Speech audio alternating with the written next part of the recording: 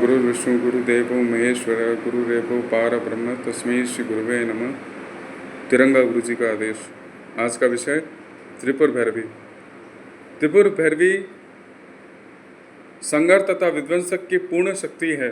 त्रिपुर शब्द का अर्थ है तीन लोक, स्वर्ग, विश्व और पाताल। और भैरवी विनाश का एक सिद्धांत स्वरूप अवस्थित है। तात्पर्य है तीन लोकों में सर्वनष्ट विध्वंसक की जो शक्ति है वो भैरवी है। दैवी विनाश और विध्वंस से संबंधित है और विनाश शिव का संबंध विध्वंस या से है। उनकी शक्ति देवी त्रिपुर भैरवी है। भगवान शिव के विध्वंस प्रवृत्ति का प्रतिनिधित्व करती है। विनाशक प्रवृत्ति के साथ देवी संपूर्ण ज्ञानमयी है। देवी विध्वंस काल में अपने भयंकर व उग्र रूप में शिव के उपस्थिति के साथ रहती है। देवी तामसिक गुण से भी संपन्न है।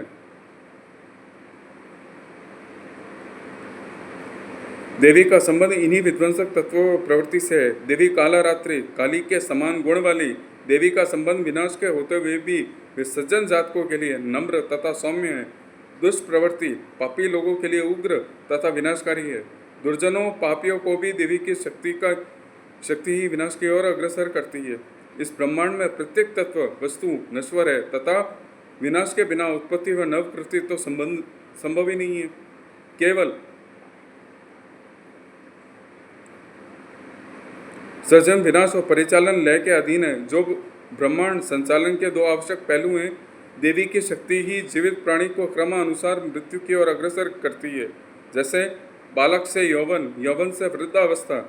जिस पड़ाव में जाकर मनुष्य शरीर का क्षय हो जाता है, अंततः मृत और मृत शरीर से पंच तत्वों में विलीन करने हेतु भैरवी शब्द इन तीन अक्षरों से मिलकर के ही बना है। प्रथम भय यानी भरना, जिसका तात्पर्य होता है रक्षण। द्वितीय र यानी रमणा यानी रचना। और तीसरा वी है वमना यानी मुक्ति से संबंधित। प्राकृतिक रूप से देवी घोर विध्वंसकों प्रवृत्ति से संबंधित है। देवी त्रिपुर भैरवी का घनिष्ठ संबंध काल भैरव से है, जो जीवित तथा मृत मानवों को अपने दुष्कर्मों अनुसार दंड देते हैं। वह अत्यंत भयानक रूप वाले व उग्र स्वभाव वाले भी हैं। काल भैरव स्वयं भगवान शिव के ऐसे अवतार हैं जिनका घनिष्ठ संबंध विनाश से है तथा ये यमराज के भी निकट हैं। जीवात्मा को अपने दुष्कर्मों का दंड इन्हीं के द्वारा दी जाती है। त्रिपुर भैरवी, काल भैरव तथा यमराज भयंकर स्वरूप वाले हैं, जिन्हें देख सभी भय से कातर हो जाते हैं। दुष्कर्म के परिणाम और विनाश और दंड इन भयंकर स्वरूप वाले देवताओं के ही संचालित शक्ति है। देवी काला रात्रि, महाकाली, चामुंडा आदि विनाशकारी गुण से संबंधित देवियों के समान मानी जाती है। समस्त विध्वंसक वस्तुओं तत्वों से देवी का घनिष्ठ संबंध है। जैसे शमशान भूमि, अस्त्र शस्त्र, मृत शव, रक्त, मांस, कंकाल, खप्पर, मदिरापान, धूम्रपान इत्यादि। देवी के संगी साथी भी इन्हीं के समान गुणों तथा स्वभाव वाले ही हैं। जैसे भूत, प्रेत, पिशाच, डाकिनी, भैरव, कुत्ते इत्यादि। देवी के उग्र स्वरूप के विपरीत भयंकर परिणाम उन्हीं को भोगना पड़ता है जो दुष्ट प्रवृत्ति वाले हैं। विनाश के स्वरूप में देवी उन दुष्टों को सन्मुख प्रकट हो उनका विनाश करती है।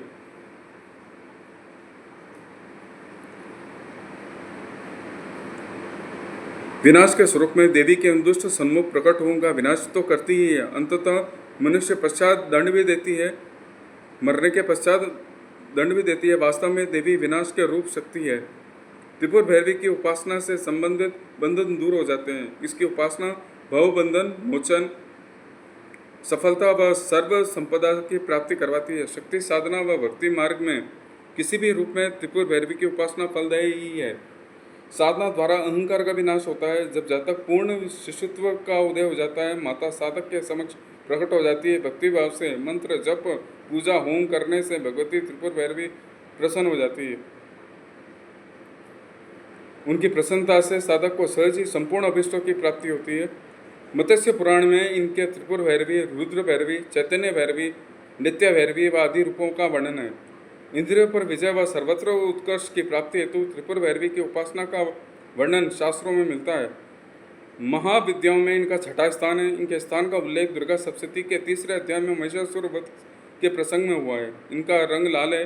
ये लाल वस्त्र पहनती हैं, गले में मुंडमाला धारण करती हैं, शरीर पर रक्त चंदन का लेप करती हैं। इनके अपने हाथों में जपमाला, पुस्तक व अभय मुद्रा धारण करती हैं। ये कमल आसन पर विराजमान हैं। भगवती त्रिपुर भैरवी का मदपान करके महिषासुर का हृदय का वृद्धि किया था। रुद्र, यामल एवं भैरवी कुल सर्वस्व इनकी उपासना करने का विधान है। घोर कर्म के लिए काल की विशेष अवस्थान जनित विपत्तियों को शांत कर देने वाली शक्ति को ही त्रिपुर भैरवी कहा जाता है। इनका अरुणवर्ण क्रमण मुंडमाला वर्णन देवी के रक्त चंदन लिप्त पयोधर व रजोगुण संपन्न सृष्टि प्रक्रिया के प्रतीक अक्षमाला वर्णमाला के प्रतीक है।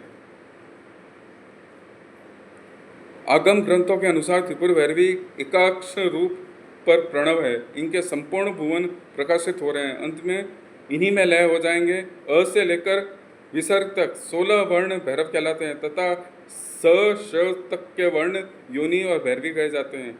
स्वच्छंद द्योतक के प्रथम पटल के इस पर विस्तृत प्रकाश डाला गया है। यहाँ पर त्रिपुर भैरवी को योगेश्वरी रूप में भी उमा बतलाया गया है। इन्होंने भगवान शंकर को पति रूप में प्राप्त करने के लिए कठोर तपस्या करने का दृढ़ निर्णय लिया था। बड़े बड़े ऋषि मुनि भी इनकी तपस्या से देखकर दंग रह गए। इससे सिद्ध होता है भगवान शंकर की उपासना में निरत उमा का दृढ़ निश्चय। इनका दृढ़ निश्चय स्वरूप देखकर दंग रह गए। इससे सिद्ध होता है कि भगवान शंकर की उपासना में निरत उमा का दृढ़ निश्चय स्वरूपी त्रिपुर भैरवी का परिचय है। त्रिपुर भैरवी की स्तुति में कहा गया है कि भैरवी सूक्ष्म वाक व जगत में मूल कारण की विधा स्त्री है। अब इनकी साधना का विधान। लाल वस्त्र पर त्रिपुर भैरवी का चित्र स्थापित करके साधना प्रारंभ करें। गणेश, गुरु, शिव पूजा का नित्य किया करें। इस साधना का अगला भाग मैं अगले वीडियो में प्रस्तुत करूंगा।